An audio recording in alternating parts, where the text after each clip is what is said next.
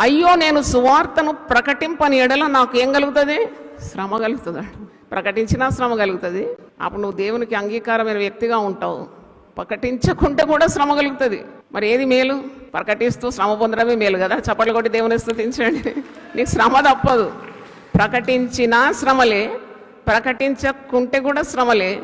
కాబట్టి ప్రకటించి శ్రమలను వహించడము, సిలువను ఎత్తుకొని ముందుకు సాగడం, అనేక ఆత్మలకు నీవు ఈ గొప్ప వెలుగును అందించడం, అదే గొప్ప. దేవునికి స్తోత్రం. ఎందుకంటే యేసు ప్రభు ఎప్పుడు కూడా మనల్ని ఒంటరిగా వదిలిపెట్టాడు. మీరు వెళ్ళండి, సర్వలోకానికి సర్వ సృష్టికి సువార్త అందించాడు. నేను మీకు యుగ సమాప్తి వరకు సదాకాలము తోడుగా ఉంటాను. మనల్ని ఒంటరిగా వదిలిపెట్టాడు కాబట్టి మనకు ఆ ధైర్యం ఉందనం. దేవుడు నాతో ఉన్నాడు.